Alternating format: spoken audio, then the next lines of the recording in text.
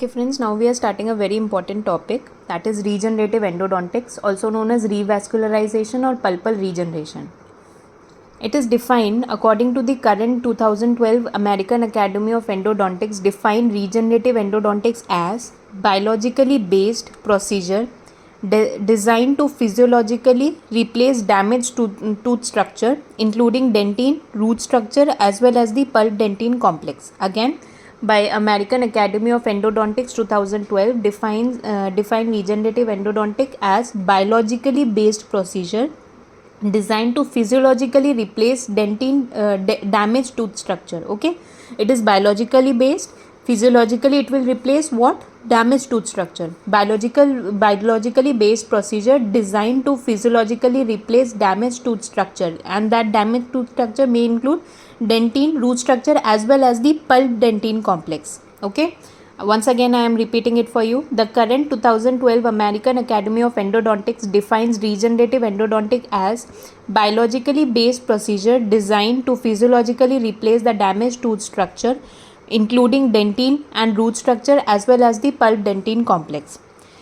Case selection is very important, and for those there are certain factors to be considered for regenerative endodontics, which includes the crown root ratio, thickness of the root canal walls. PDL cells should be vital with immature apex.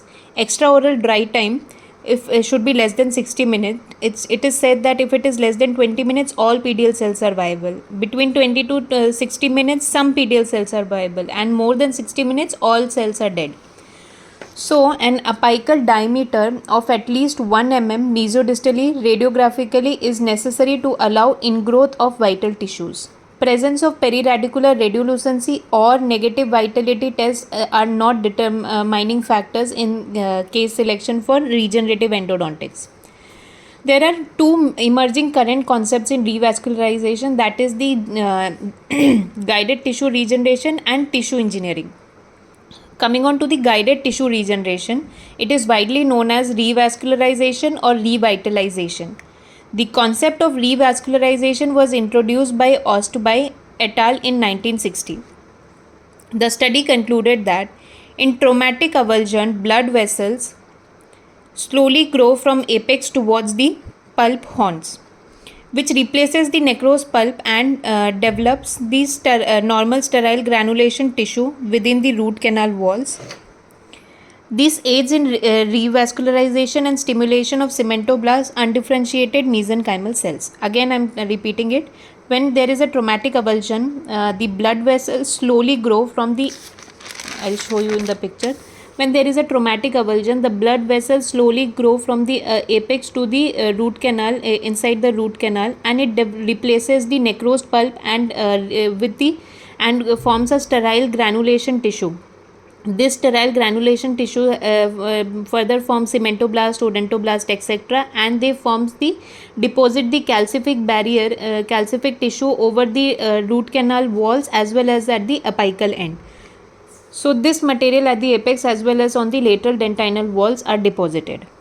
Our next concept is the tissue engineering. It is the second concept of regenerative endodontics. Synthetic biodegradable materials are introduced as scaffolds, which leads to cell expansion. Okay, so here we are introducing the scaffolds for cell expansion. Currently, at least 5 types of mesenchymal stem cells of dental origin are are in use, which are DPSC, that is dental pulp stem cells; shed, that is stem cells from human exfoliated deciduous tooth; SCAP, that is stem cells from apical papillae; DFPC, dental follicular pulp cells; and BMMSC, that is bone marrow mesenchymal stem cells. Okay, among this, the DPSC, that is dental papilla stem cells, the stem cells from human exfoliated deciduous tooth, and the stem cells from apical papillae have a strong potential for pulp regeneration. Now I have taken an article in the, from article, the author was the Brizuela et al. 2022. They published in the Journal of Stem Cell International on the 4 pillars of successful regenerative therapy in endodontics, stem cells. And they concluded that there are 4 pillars for successive regenerative endodontics, which are: the first pillars are the stem cells. The stem cells, mainly the DPSC, the shed and the scap cells. And then the biomaterials like the PRP, that is platelet rich plasma, which is derived from the patient's own blood by centrifugation, which contains the platelets and the growth factors. This PRP enhances the healing and regeneration, as it can promote angiogenesis, that is new blood vessels formation, and tissue repair. So PRP in endodontics can be applied to root canal space or mixed with the biomaterials, which creates a scaffold for stem cells and promotes stem cells differentiation. I'm repeating, the second pillar is the biomaterial, that is the PRP, which is derived from the patient's own blood by centrifugation process, which contains the platelets and growth factors. It is it helps in healing and regeneration, angiogenesis, tissue repair.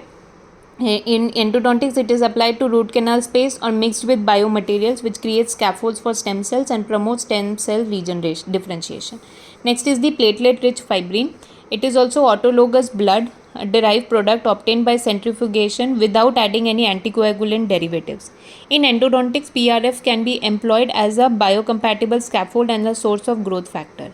Enhances the root canal healing. The third pillar are the growth factors, the cell-derived soluble factors.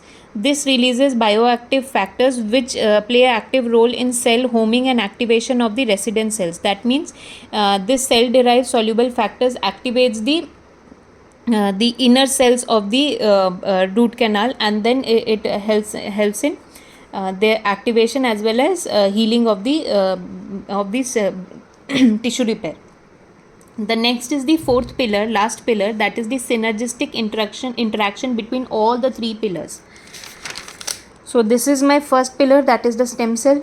Next is the biomaterials, PRP and PRF, growth factors, and the fourth is the 1 plus 2 plus 3 synergistic effect of all these factors. So the Brizuela et al. In 2022 concluded that there are 4 important pillars for regenerative endodontics. Now coming on to what are the clinical procedure for regenerative endodontics. During the first visit, minimum instrumentation should be done and thorough irrigation using 2.5% of sodium hypochlorite. 20 minutes, it should be done for 20 minutes after excavation of the coronal pulp.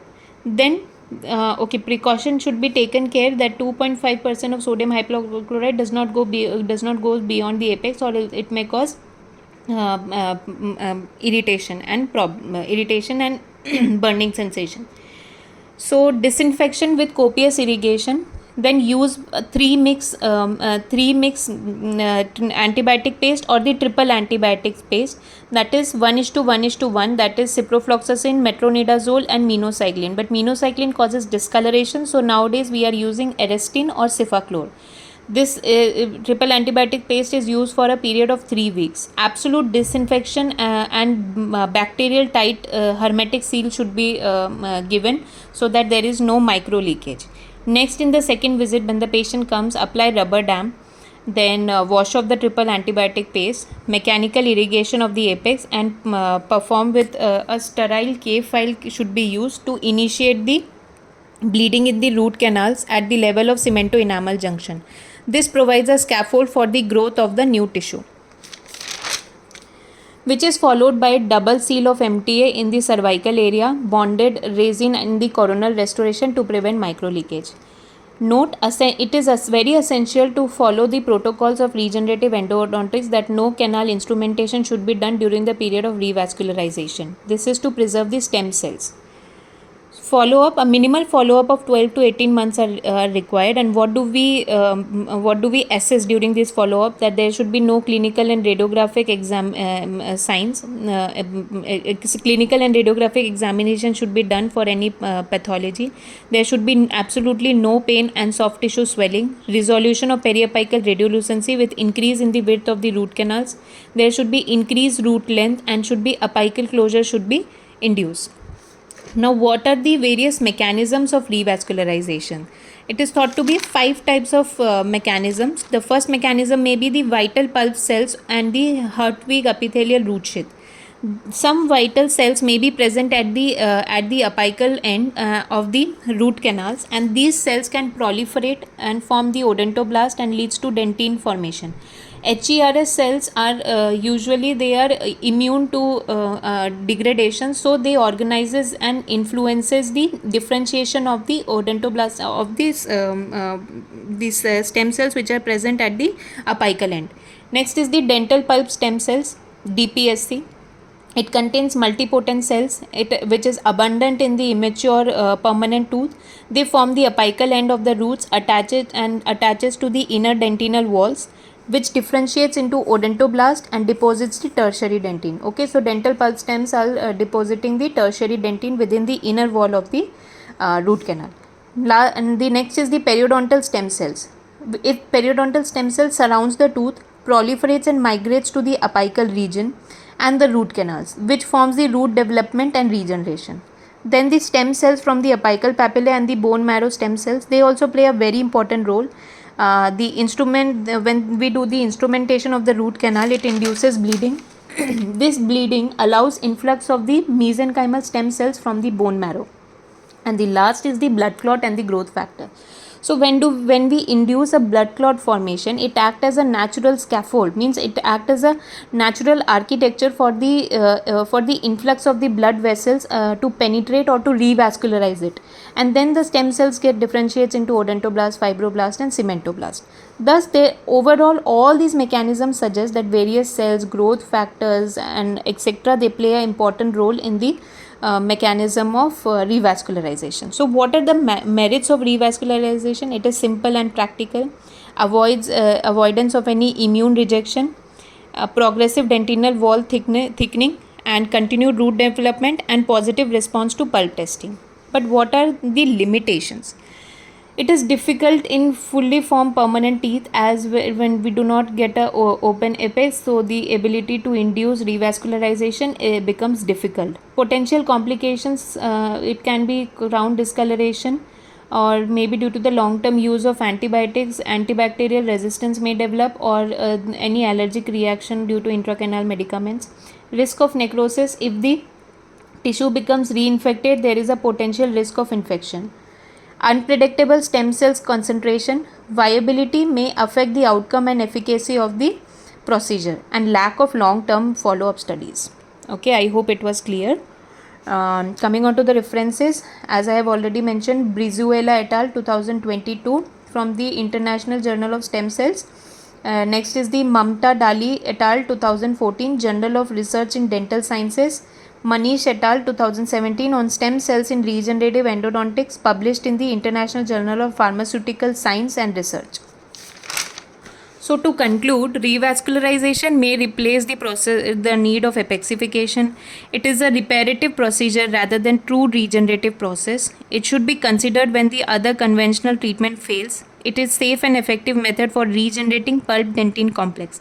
Yet long-term studies are still required for its to assess its long-term prognosis. It's a very important topic. If you have any doubt, please ask it in the comment section. I will be happy to help. I hope it was informative. Thank you so much.